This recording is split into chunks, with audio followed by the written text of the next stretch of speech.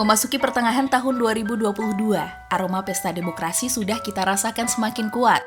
Ditambah lagi banyaknya berita dan kabar yang menginfokan tentang koalisi partai-partai, survei-survei calon presiden, ataupun munculnya nama-nama tokoh yang mempunyai kans besar untuk maju dalam pemilu 2024 nanti. Beberapa partai politik pun sudah menyiapkan langkah dini untuk menyongsong bursa pilpres nanti. Salah satunya Partai Nasional Demokrat atau yang sering kita dengar dengan nama Nasdem. Bagaimana dan siapa sajakah tokoh yang menjadi kandidat kuat dari partai yang dipimpin oleh Surya Paloh ini? Berikut ruang jurnalistik menyampaikan kabar terkini.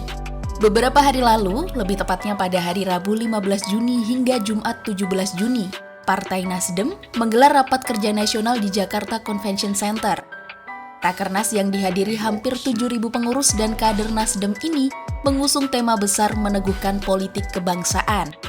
Yang menarik dari Rakernas Nasdem ini adalah adanya agenda untuk merumuskan nama yang akan diajukan oleh Nasdem untuk pemilu 2024 nanti.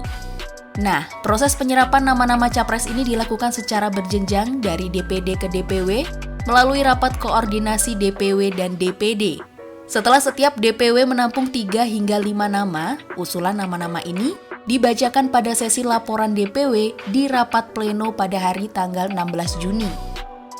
Dari banyaknya nama yang diusulkan oleh tiap DPW, nama Anies Baswedan Gubernur Jakarta dan Ganjar Pranowo yang kini juga sedang menjabat sebagai Gubernur Jawa Tengah adalah 2 nama yang banyak diusulkan.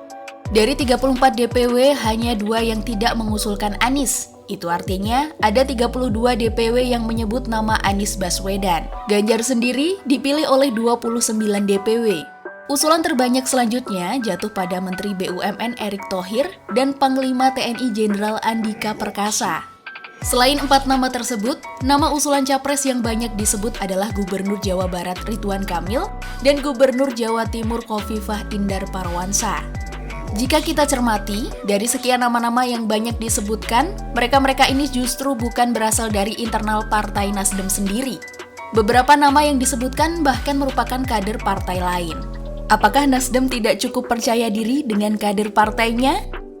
Yang menjadi perhatian beberapa pihak adalah dari banyaknya nama tokoh yang diusulkan oleh tiap DPW, tidak ada nama Prabowo Subianto dalam usulan tersebut. Padahal menjelang Pilpres 2024 ini, Prabowo adalah tokoh politik yang selalu masuk 3 besar dalam survei-survei calon presiden. Prabowo juga sempat bertemu dengan Ketua Umum Partai Nasdem, Surya Paloh, pada awal Juni lalu. Tapi tidak ada satupun DPW Nasdem yang mengusulkan Prabowo sebagai capres mereka di Rakernas kali ini. Steering Committee dalam Rakernas Nasdem 2022 ini, Ketua DPP Partai Nasdem, Willy Aditya menyebutkan, kalau tidak adanya nama Prabowo bukan berarti koalisi antara Nasdem dan Gerindra menjadi tertutup. Yang pasti, nama-nama yang diajukan adalah kandidat kuat bakal capres Partai Nasdem. Anies Baswedan sendiri tidak banyak menanggapi saat ditanya tentang adanya peluang didukung oleh Nasdem. Namun, kabar-kabar mengenai dukungan Nasdem terhadap Anies Baswedan pun sebenarnya bukan hal baru.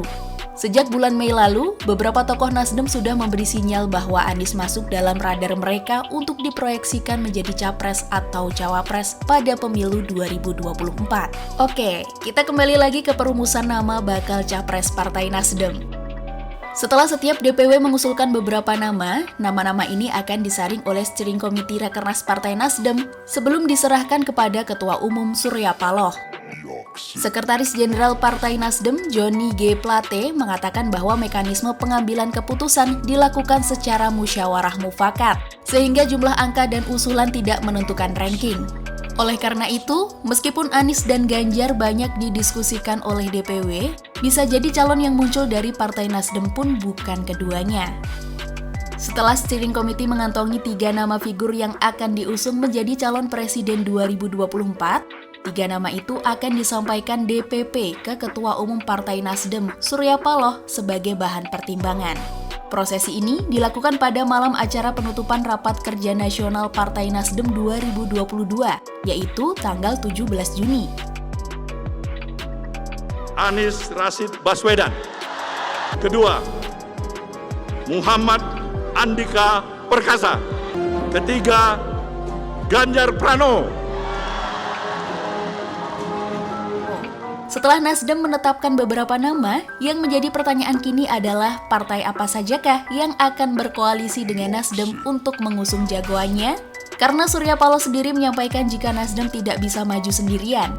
Dan dari ketiga nama yang menjadi bahan pertimbangan Partai Nasdem, siapakah nantinya yang akan maju menjadi calon presiden dan wakil presiden pada 2024 nanti?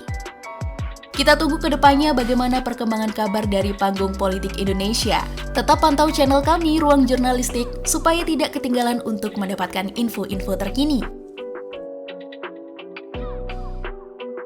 Buat kamu yang gak mau ketinggalan berita menarik lainnya, jangan lupa untuk like, komen, share, dan subscribe. Sampai jumpa di topik-topik asyik selanjutnya. Salam jurnalistik.